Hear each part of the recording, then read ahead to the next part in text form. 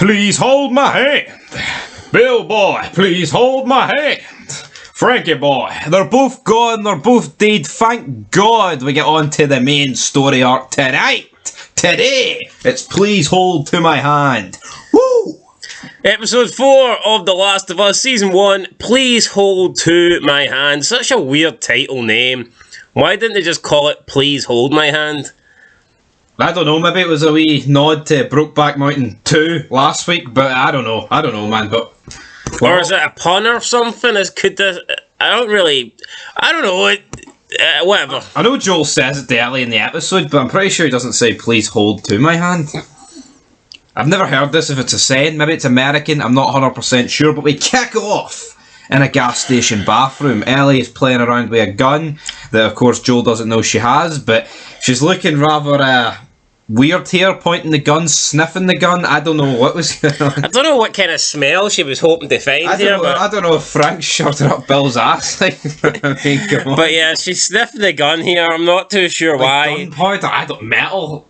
Reinforced steel? What was it going She then goes out and she sees that Joel is siphoning gas, and Joel explains that he has to do this like every hour or something. He says because fuel has broke down over 20 years. Back in the day, he says you could just fill up and it would get you halfway across the country or whatever, but now it's... See, by that logic though, does that mean in 20 years that fuel's going to get you like 6 minutes?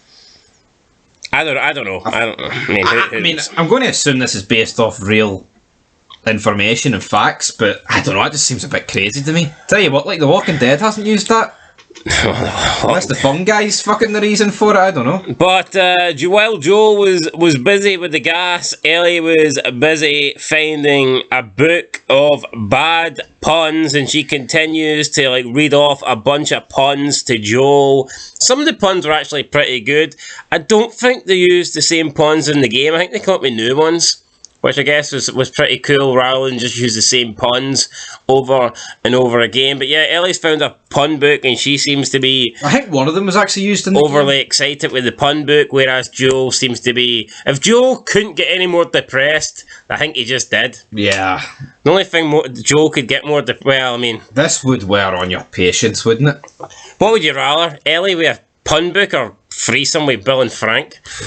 Take your pick, Joel. Fucking take a seat in the truck and drive off. That's what Joel did. But anyway, they get into the truck and they go on the road trip, and Ellie again is given more puns, and then she finds the book. It's like the gay book, the Bill's favourite book, Bill's nighttime book, the book that Bill read every night when Frank wasn't there, and she's like making fun of like, how can you walk around with these things? And she says the pages are stuck together, and it is a bit weird. Like Joel's just kind of there, like it's awkward. It's awkward for Joel. It's kind of funny, but it's not like it's Joel's books. I mean, it's Big Bill's books. Yeah, it would have been worse if it was Joel's books. Yeah, would it? Yeah. Or if Bill was sitting in the passenger seat. Well, Bill would have probably been fighting Ellie for the book back if that was the case. Well, I imagine he didn't even leave him the truck. He just left him a big stack of gay pornos. But eventually, Ellie then just throws the book at the window. He's like, I don't need this anymore. And then the truck continues to drive on. You know what, though? I feel like last week's episode just completely derailed the pacing of season 1. Yep. I feel like I thought it was too quick. I thought Tess's death was too quick, but I still believe up till the end of episode 2, I think, I wouldn't say it was perfect, but I think it was as good as you could hope it to be, the show. Yeah, I agree with that, and also I feel like a factor of the Joel and Ellie relationship is kind of just, it's took a step that we haven't seen. Or it's been rushed, in my opinion, because of that episode. Exactly. I do feel like that episode has sort of ruined the Joel and Ellie, relationship, because it's kind of went from the last time we see the little bit that we did see from them in episode 3. It's like they weren't in good terms. Joel was basically like, look, I'm just transporting you, don't speak to me, don't talk, we've got nothing to talk about. But in this at the beginning of this episode, it's like he does seem to be a little bit more tolerant of Ellie, a little bit more friendly, but we didn't get to see that, because in episode 3 all we got to see was Bill and Frank with their hands on each other. Yeah, Frank lying on top of Bill in the most awkward position Now, for ever. me, I would have rather had 15 minutes of that, and I would have rather seen the relationship between Ellie and Joel blossom more and develop more, but no, we didn't get that. And for me, to sabotage, the two main characters' growth and relationship growth, just so you can have a relationship that didn't even feature in the game, let's be honest. Could they not have done it? See, when you see Joel having the flash, well, it wasn't Joel's flashback, but he was in Bill's, like the flashback. Could you not have had it in a way where Joel's explaining who Bill is to Ellie, and therefore it kind of intertwines both of them? Not for me. I don't see the point of Joel explaining who Bill is when we can just see who Bill is by seeing his on-screen character. So yeah, for me, that's a dumb idea. Dumb idea, but right, what's the point of Bill? And Frank, there was no point. I just feel like if you include Joel a bit more, it could have made Bill feel a bit more important. All right. How would he have been more important? He died anyway. He died. They didn't even get. Ellie never got to meet Bill. So what the fuck sense would it make? Joel explaining to Ellie, "Oh, here's Bill. He's a great guy. You're going to love him. Oh, by the way, he's going to be dead by the time you get there." Well, he shouldn't have died. Bummed to death. I mean, what do you want? I mean, what do you... Maybe he did get bummed to death. No, but what, I don't get what you're going for here. It doesn't matter, right? Let's just move on. The deal's done, right? We're eating Chef Boyardee here at the campfire. Right, we are. It's dusk. Joel's like, you know what? I don't want to drive at night because I'm a shite bag. You know what? Tin food is bad enough, but imagine eating tin food that's 20 years out of date. I know that Mick Foley used to promote. I mean, it's just not. Attitude Era. That's a reference that's relevant because he actually did promote that. It's just not great. It's not. I mean, I thought this was. I mean, could one of them not have slept in the back of the truck? Why? On the ground? I don't know. I feel like sleeping on the ground. What if the phone guy comes through the ground?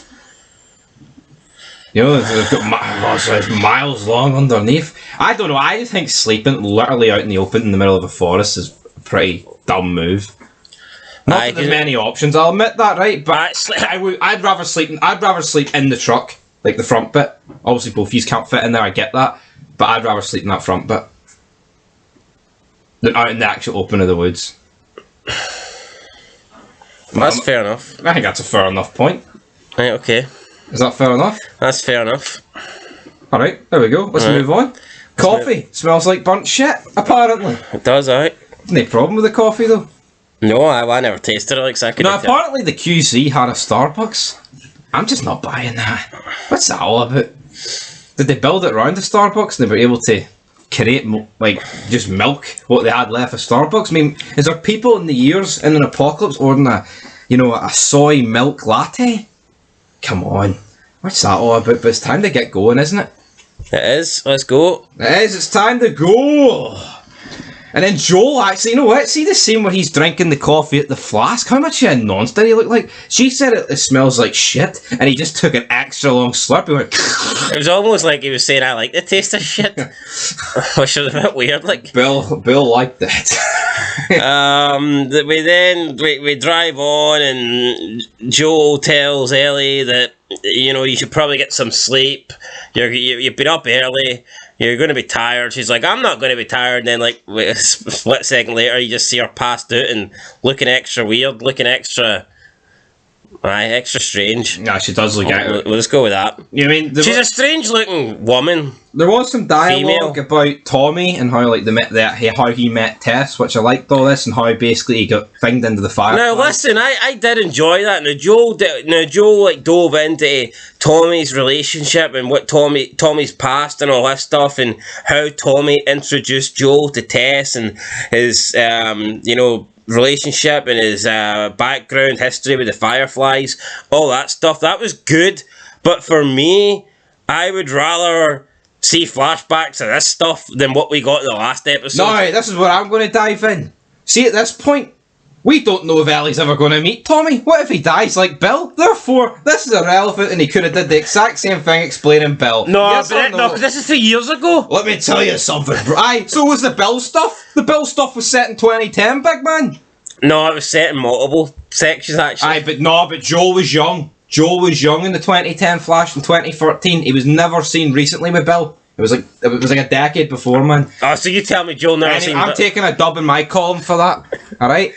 I am. But anyway, it's all about the ambush in Kansas City. Joel, in my opinion, very stupid here. He's like freaking out. Oh, read the map, Ellie, read the map, and then he just drives through fucking Spike Strip after this guy. I just don't see why we didn't get to see some flashbacks here of young Joel and young Tommy. Especially Tommy, because Tommy's made it to be a big deal. He's always mentioned, "Oh, I'm going to go get my brother Tommy, man," and it's like, well, where is Tommy then? But then again, is there any point really showing a flashback of Joel meeting Tess for the first time when she's dead, and it's like not really going to go anywhere? Yes, but also, right, you're getting more screen time with Tommy. It's developing Joel. It's a big moment in his life, meeting Tess and like seeing. I get that, but I also kind of feel like flashbacks are weird when it's a flashback to something that isn't really going to go anywhere in the future. Yes, but you could argue the entire last episode was that, so if you look at it from both sides... Yeah, but I've already said the last episode was a waste of time. Yeah, but would you not rather a flashback with Joel, a character who's going to be throughout the show, rather than, here, Bill and Frank, da-da-da-da? Well, I would, yeah. Obviously, flashbacks with Joel will make more sense, because his character's still alive, his character is the main character, and his character is going to feature throughout the rest of the season. Having an episode with Bill means absolutely nothing to me when he's going to be dead at the end of the episode, and he's not going to interact with any of the other characters. I'm sure if Operation Desert Storm for Tommy was a gay porno, it would definitely have been shown, but you know what? It was straight, and it was in the Gulf War, so... I just cannot... I don't want to keep talking about the last episode, but I just do not understand. I cannot grasp how they allowed pretty much the whole episode, which was a feature episode, man. It was crazy long. It was like, the episode was long time, but it actually went on for a long time. And it's like, they dedicated it to two characters that are not going to be in the rest of the show. Like, why is the longest episode dedicated to two characters we'll never see again? Like, why is this episode 45 minutes? I mean, I guess you could argue that we might see them in flashbacks, but I just don't really... I feel like it'd be forced. Exactly. Joel and Bill aren't that close. It wouldn't make... I can see flashbacks with Joel and Tess, or Joel and Tommy, or Joel and Sarah, but it doesn't make any sense to have Bill... And who's Bill going to be in flashbacks with? Other than what's his boyfriend, Frank? Aye. No, but just. And why do you want to see them again when they're not going to interact with any other characters? And it comes back to the point we've argued about half this review. It's like, well, why is Joel going to you said why is Joel even going to mention him to Ellie when they're going to die anyway? Well, they're dead now, so why is he even going to mention it now? It's just stupid. They're never going to do it. Well, that's why I was saying that what was the point of fucking Joel really talking to Ellie, discussing who Bill is when they don't even get to meet them. They're not even close, it's just... But Joel didn't know that. Joel thought he was going to meet him. It was a disaster. Joel wanted to force him. Anyway, they come to roadblocks, there's a tunnel, it's been blocked off, and Joel decides, he's asking Ellie, where do they have to go, and Ellie's like, for fuck's sake, it's only my second day in a car, and you expect me to read this map, which I guess is kind of true, she'd never even jumped in a car till yesterday. I tell you what, there's some people in the world that have been alive and look at a map, man, and they wouldn't have the slightest thing where to look, so... Yeah, so I suppose she's doing a good job, I guess. May look like a wee Mongo, but fair play. She's doing a good job for somebody who's only 2 days in the game of reading maps. So they have to go on a diversion through Kansas City, which leads to an ambush. We see an injured guy, or at least some guy pretending to be injured. Ellie's like, are you not going to help him? And then Joel's like, no. And then he just drives off. I felt like they did this a lot better in the game. In the game, she says, are you not going to help him or something? He's hurt. And then Joel replies and says, he's not even hurt yet. And then he runs him over. That is much better. I feel like that was much better in the game. In this, Ellie kind of just says, you're not going to help him. And he's like, no. And then just drives off. Yeah. Whereas in the game, Joel's like, he's not even hurt yet. And then Joel just mows him over. But then again, if they do that in the TV show, it makes Joel look like a really bad guy, doesn't it? Well, not if Joel's smart enough to realise it's an ambush. Which, when you think of why the tunnel is blocked off, it is, Yeah, no, it does make sense, I get you. But again, in the TV series, they don't book Joel as strong. He certainly doesn't appear as smart in the TV series as he is in the game. Like in the game. Imagine if he was booked because if he was white. Fuck, how weak would they make him look then? But you have to keep, they got Pedro. But you have to keep in mind that the game came out in 2012, when you were allowed to be strong, male, white, masculine, overpowered. That I mean, it's 2023 now. We're living in different times. Absolutely. So, then Joel ends up crashing the car. He gets ambushed. There's a couple of guys shooting at him. He manages to shoot one. He tells Ellie to hide. Another one comes in. Joel takes care of him. Joel's in reloading his gun. One more guy comes in through the back door. Bill's favourite entrance, by the way. They grapple over the guns. This guy looks like a kid. He must be about, like, he looks about 17, 18. Early 20s at the most. And then they start fighting, and he starts choking out Joel with the gun, and it literally looks like Joel's done here. Yeah, he's struggling. Like, I mean, I'd say you're about 5 seconds away for him. You don't breathing. You don't get the sense that Joel's about to fight back here or overcome this. You get the sense that Joel is absolutely humped. So then Ellie pops out of the hole she's hiding in, and she just like draws her gun and aims and gets closer to the guy, and then you just see it coming and she shoots him. And I think this automatically creates a problem though, because rather than like she got involved, it's literally more she literally saved his life. Rather than like, she just intervened, if you get me. Like, instead of having a 50-50 struggle with the gun she shoots, and Joe could be like, what are you doing, Ellie? You're risking your life. Rather than, he's literally about to die. Sort of ordeal. You played the game? I played the game, as Mark Goldbridge would say. Aye, well, that's what happens in the game. Joel's about to be dead. Yeah, but it was done better in the game. Here he's getting absolutely strangled by a scrawny teen. I was about to die in the game. Aye, but it wasn't by some jobber. Well, it kind of fucking was. It was by some unknown person. Oh, I know, but you can be unknown and have a bit of a physical presence to you. So your problem is he's about to get killed off a guy that doesn't look that big? That's your problem here? No, they're making Joel look weak's my problem. I don't see why the guy... Why did he need to be on the verge of death? Because it was on the verge of death in the game. But they've changed a lot of shit from the game, my friend, so... Alright, well, you take it away what happened. I didn't like the fact that the main guy, Joel, is near killed here by some punk. Some skinny nerd-looking guy, who then begged and shitebag played it for his life. Right? I think it makes the main character look weak, and I don't really like the main character looking weak. So, yeah, I digress, but Joel tells Ellie to go back through the hole in the wall, like the wee TV show, and then he gets his knife out. He actually say he gets his knife out. He takes that guy's knife, kills him with his own weapon. Thoughts on that? What a way to go. Killed by your own weapon. Exactly. Brilliant. But we're introduced to the greatest character in the show, aren't we? Kathleen. Kathleen. Leader of the Raiders who have took over the Federal Detention Centre. She's she's interrogating Doctor, whatever his name is, Eldenstein or whatever, about the whereabouts of Big Henry Burrell. Of course, apparently she's blaming this guy for the death of her brother. Thoughts on this character? Kathleen, Henry, or her brother? Kathleen. Don't like her. Fucking think she sucks. In my opinion, as soon as they introduced Kathleen, the episode went downhill. I'd say at this point the episode's about an 8.5, a 9 for me. Aye, well, quickly goes downhill. I don't like Kathleen.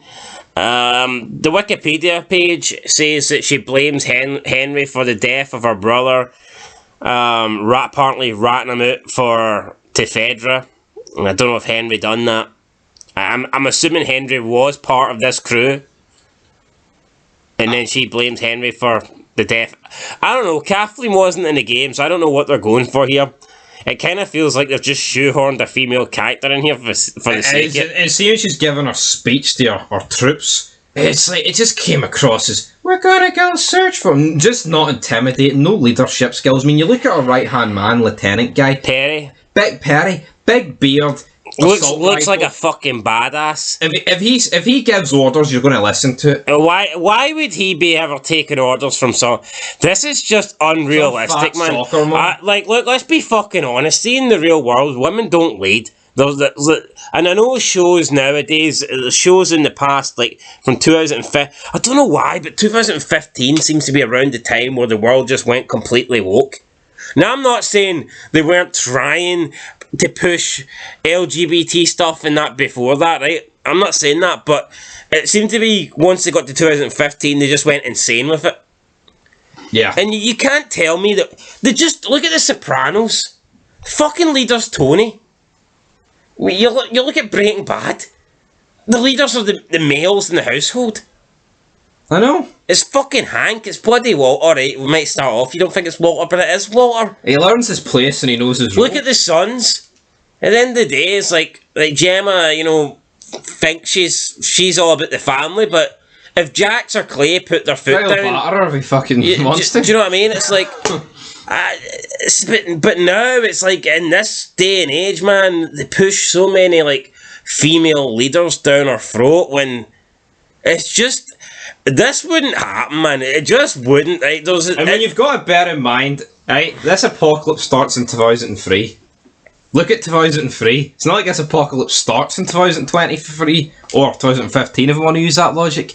But of course, they're not going to factor stuff like that in. But she's not even good at like pretending to be a leader. Her speeches were fucking horrendous. No, yeah, just the voice, just nothing whatsoever. They then find the people that Joel killed.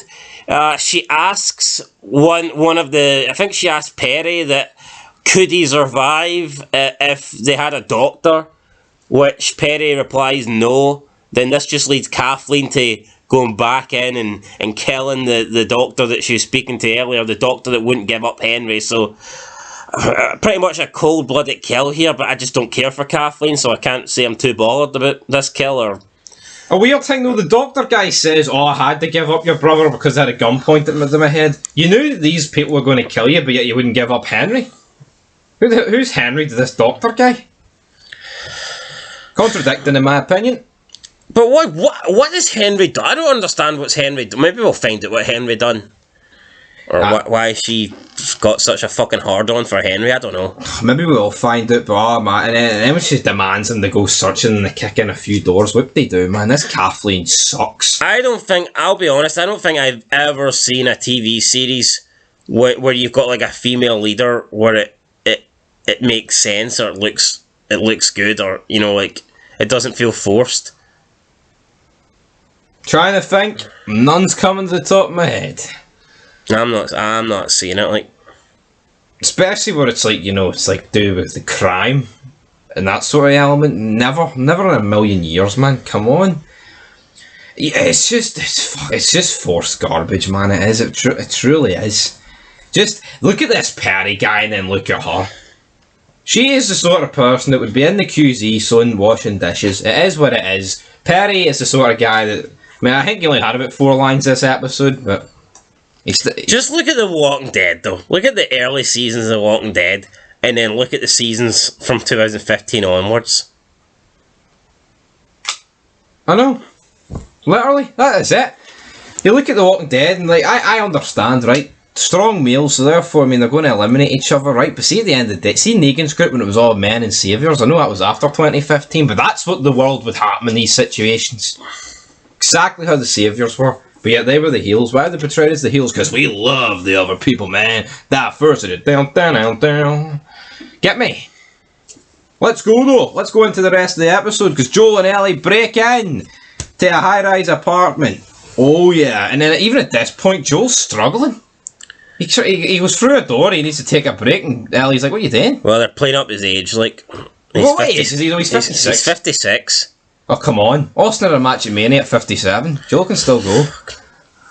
Joel can still go. It's a go for Joel.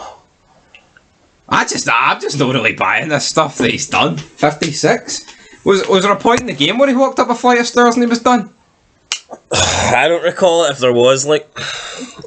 I could maybe accept this, like, if he battered that guy single-handedly and then, like, he just killed 3 of them and then he was a bit gassed. But the fact he jobbed out, then he pretends to be gassed, come on, but... Right, anyway, it's time to go to sleep, isn't it? It is. Joel shatters some glass, though, at the door. He's like, we'll be able to hear. if anyone gets in. Ellie then tells Joel that your hearing's so you're hard of hearing in your ear or something like that. Joel says it's probably due to shooting, because I think he holds the gun to his left ear. So Joel tells Ellie that he's like hard of hearing in his left ear. They're going to sleep. Ellie tells Joel that she's got something important to tell him. And Joel's like, why, what is it? And then she's, diarrhea. Do you know it runs in the genes? It's like, then Joel starts laughing. It was a pun. It sounded better when Ellie told it than when I told it, to be honest. I will say this. I feel like at the start, when she was trying to be funny, it was cringy, but I feel like now it's alright. It's good. I don't mind it. No, I liked it from the beginning. Like, I thought it was good. Well, it's grown on me, so I like the book of puns. It was good. This is like, you know, they've developed it in this episode, but again, episode 3 just left a void in between the relationship. It did. Episode 3 has ruined everything for me. And then we see Joel wake up at the end of the episode. Now Ellie's shouting Joel.